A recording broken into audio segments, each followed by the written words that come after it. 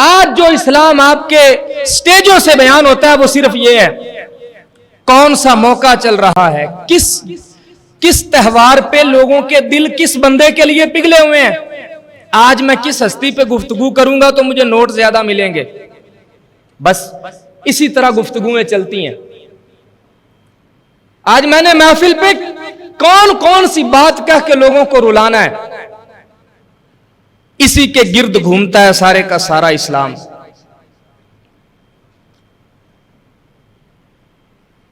گرامی قدر احباب، قرآن یہ فرماتا ہے کہ اگر تم اللہ سے محبت کا دم بھرتے ہو، آپ پوچھیں نا ذرا، اپنے پورے محلے میں سروے کریں، ہر بندے سے پوچھیں، لوگ آپ سے کہیں گے اپنی زبانوں سے ہم اپنے ماں باپ سے بھی بڑھ کے اللہ سے محبت کرتے ہیں، لیکن یہ محبت کیا زبانی کلامی بہت ہے؟ قرآن نے یہاں بات ختم نہیں کی، قرآن فرماتا ہے فَاتَّبِعُونِی، اگر ہے محبت تو پھر میری اتباع کر کے دکھاؤ۔ اتباع نہیں کر سکتے ہم، یہ جو آسان ترین اسلام ہمیں نصیب ہو گیا، جس کے اندر کوئی تکلیف نہیں ہے، کوئی پریشانی نہیں ہے، اور ہم اپنے گھروں میں بڑے سکون سے اور آرام سے بیٹھے، ہمارے ارد گرد سود کا کاروبار ہوتا رہے، کسی غریب کو کوئی مار کے چلا جائے، کسی کو کوئی عزت لوٹ کے چلا جائے، ہمیں اس سے کوئی فرق نہیں پڑتا ہے، 5 وقت ہم نے مسجد میں حاضری ضرور دینی ہے۔ ان ساری چیزوں کی کیا بکت رہ جائے گی جب خدا قیامت کے دن ہم سے یہ پوچھ لے گا کہ بتاؤ زمین پر میرا نظام بھی نافذ کر کے آئے ہو یا نہیں؟ خاک کربلا کا درس کیا ہے؟ کبھی کبھی ہم نے سوچا ہے ان خطیبوں کو اللہ ہدایت دے، ان سٹیج کے اور ممبر و محراب کے وارثوں کو اللہ ہدایت دے، صرف امام حسین کے نام پر ان کو مظلوم ثابت کر کے لوگوں کو رلا دینے کے بعد کوئی اگلی بات نہیں سناتے۔ یار کیا کربلا کا مار کا صرف لوگوں کو رلانے کے لیے ہوا تھا؟ واقعہ ایسا ہی ہے، آپ رلانے کی نیت نہ بھی کریں تو لوگ روئیں گے، لیکن آپ کا مقصد کیا ہے؟ آپ لوگوں کو دینے کے آئے ہو، اس واقعہ سے آپ نے سیکھا اور سکھایا کیا ہے لوگوں کو؟ آج بھی یزید تخت نشین ہے، آج بھی یزید تخت نشین ہے، کس کا حکم چلتا ہے؟ 45 دن ہو گئے، 45 سے 50 دن کوئی بندہ کھڑا ہو کے کہے نا میں نے اپنے گھر میں اتنا راشن جمع کر کے رکھا ہے کہ ہمارے 5 بندے اگلے 2 مہینے تک کھانا کھا سکتے ہیں۔ ہم نہیں کہہ سکتے، اس لیے کہ رکھتے ہی نہیں ہیں عموماً۔ وہ جن کے گھر قبرستان بن گئے، وہ جن کے بچے بھوک کی وجہ سے بلکتے ہیں، میں نے کل ان کے وزیر اعظم کا بیان سنا، وہ کہہ رہا تھا صبح اٹھتے جب دروازے پہ پہلی دستک ہوتی ہے تو مائیں دروازہ کھول کے سب سے پہلا سوال یہ کرتی ہیں پاکستانی فوجیں آ گئی ہیں، آج بھی منتظر ہیں تمہارے، لیکن تم کسی یزید کے تابعدار ہو، تم آج بھی رسول اللہ صلی اللہ علیہ وآلہ وسلم کی امت پر ایک عذاب بن کے بیٹھے ہوئے ہو۔ لیکن افسوس آج حسین کے نام کا نعرہ مارنے والے بڑے ہیں، آج حسین کی راہ پر چلنے والا کوئی نہیں ہے۔ آج کسی کا جی نہیں چاہتا ہے کہ اس کے علی اصغر کے کلیجے کو کوئی تیر مارے، آج لوگ ڈرتے ہیں اس بات سے کہ جوان علی اکبر شہید ہو جائے، آج لوگ ڈرتے ہیں اس بات سے کہ اللہ کی راہ میں ہماری گردن اتار دی جائے۔ اپنی بالو اپنی سیکو، اسی مقولے کے تحت یہ دنیا چل رہی ہے، یہی تو وجہ ہے۔ قرآن کا نظام آپ کو نظر کس جگہ پہ آتا ہے؟ 5 چیزیں ہم نے یہاں سے لے لی ہیں اور 5 میں سے بھی صرف 1-2 پر ہی عمل کرتے ہیں، روزے اور نماز، بس۔ حق حقوق لوگوں کے کھائے جا رہے ہیں، بہنوں کو حصہ دینے کا نام کوئی نہیں لیتا ہے، مظلوم کی مدد کرنے کا نام کوئی نہیں لیتا ہے۔ قرآن، رسول اللہ صلی اللہ علیہ وآلہ وسلم کا فرمان، حضور کی حدیث یہ کہتی ہے 1 انچ زمین کا ٹکڑا، 1 دن بلکہ 1 لمحہ اگر اسلام کی حکومت اس انچ زمین کے ٹکڑے پر رہی ہو، اس پہ کوئی کافر قابض ہو جائے، پوری امت پر جہاد فرض ہو جاتا ہے۔ کہاں ہے وہ حکم ماننے والے لوگ کدھر ہیں؟ اللہ اکبر۔ حضرت ابو ذر غفاری کی ان کے آخری وقت کا قصہ مجھے یاد آتا ہے۔ آپ نے ایک چٹیل میدان میں آ کے آخری عمر میں ایک کمبل کا گھر بنایا، خیمہ لگا کے بیٹھ گئے، حاجی گزر رہے ہیں، جی چاہتا ہے کہ کھڑے ہو کے ان کا استقبال کر لیں، لیکن پاؤں میں ٹانگوں میں اتنی طاقت نہیں ہے کہ کھڑے ہو کے ان کا استقبال بھی کریں۔ حج کا موسم ہو، صحابی رسول ہو، کیا جی نہیں چاہتا ہوگا کہ وہ بھی جا کے حج کرے؟ بڑا جی چاہتا تھا، لیکن حالات دن بدن بگڑتے گئے۔ یہ وہ حضرت ابو ذر ہیں جن کو حضور صلی اللہ علیہ وآلہ وسلم فرمایا کرتے تھے ابو ذر اکیلا ہی چلتا ہے، یہ شیر اکیلا ہی بیٹھتا ہے، اکیلا ہی اٹھتا ہے، اکیلا ہی چلتا ہے، اس نے دنیا سے بھی اکیلے ہی چلے جانا ہے۔ یہ حضرت سیدنا ابو ذر غفاری، اور آخری وقت ہے، کیا کہتے ہیں جو لوگ یہاں سے گزر رہے ہیں، جاؤ جا کے ان کو آواز لگاؤ، ان سے کہو کہ رسول اللہ صلی اللہ علیہ وآلہ وسلم کا ایک ساتھی، ایک صحابی اس دنیا سے جا رہا ہے۔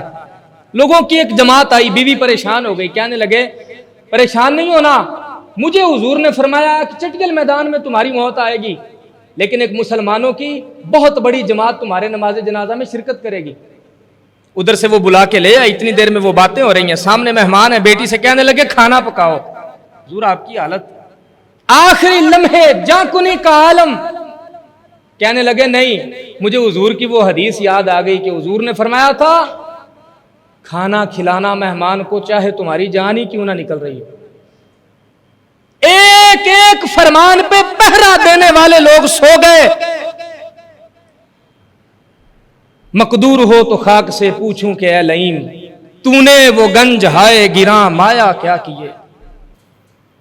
ہم جیسے لوگ رہ گئے، بے وقت، بے قدرے، ہاتھ اٹھائیں تو دعائیں قبول نہیں ہوتی۔ حالات دن بدن بگڑتے جا رہے ہیں، دشمن ہمارے سروں پہ آ کے قابض بیٹھا ہوا ہے، اور ہماری حالت پستی اس حد تک ہے کہ ہمارا نعرہ ایک ہے، جب تک دشمن حملہ نہیں کرے گا جواب نہیں دینا۔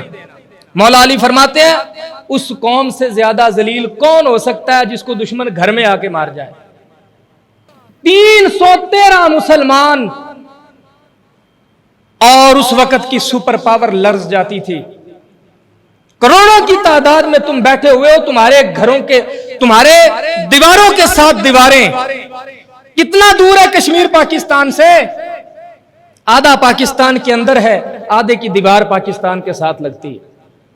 صبح اٹھیں وہ آواز دیں کوئی آئے حسینی لشکر ہمیں بچا کے لے جائے، کوئی آئے۔ ذلت کی زندگی گزارنے کا کہا جا رہا ہے انہیں۔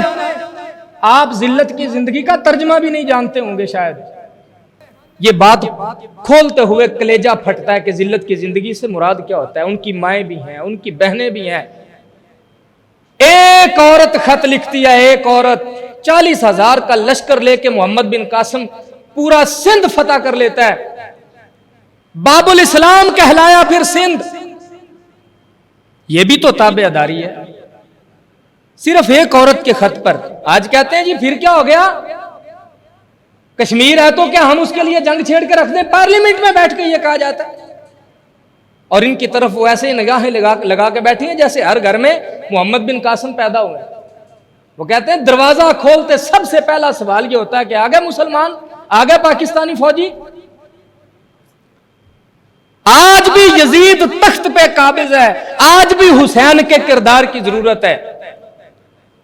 صرف نمازیں روزے ناداں جھک گئے سجدے میں جب وقت قیام آیا۔ تلواریں بیچ کر مسلح خرید لیے تم نے۔ یہ ہے آج ہماری زندگی، ایک مسلمان جیسی زندگی آج گزار رہا ہے۔ قرآن کی سورہ فاتحہ الحمدللہ کی الف سے لے کے والناس کی سین تک مجھے کوئی ایک جگہ دکھا دو جہاں ہم پورے کاربندو عمل کے ساتھ کوئی ایک آیت جس کے تحت مسلمان زندگی گزارتا ہو۔ تمہارے اوپر تو برے حالات آ جائیں تو قرآن کہتا ہے نماز بھی سارے نہ پڑھو، آدھے نماز پڑھو، آدھے پہرا دو۔ جب یہ آدھے، اور پھر رکعتیں بھی فرمایا تمہاری اب 4 نہیں ہیں 2 کر دی ہیں۔ اور دو بھی پھر ساروں نے نہیں پڑھنی، آدھوں نے ایک پڑھنی ہے، آدھوں نے اگلی۔ کون سی نمازیں، کون سے روزے، کون سی عبادتیں؟ ذرا اسلام کے مزاج کو سمجھو۔ اسلام ظلم کسی پرندے پہ برداشت نہیں کرتا ہے۔ وہاں مائیں بہنیں عصمتیں لٹ رہی ہیں، بچے بھوک سے بلک بلک کے مرتے ہیں، اور وہاں سے کوئی صدا آتی ہے تو قاصد خط جو لے کے پہنچتا ہے، وہ خط میں کیا لکھا ہوتا ہے؟ ہمارے گھر قبرستان بن گئے، ہمیں اتنی بھی اجازت نہیں ہے کہ اپنے مردوں کو باہر جا کے دفنائیں۔ وحدہ لا شریک بڑا عظیم ہے۔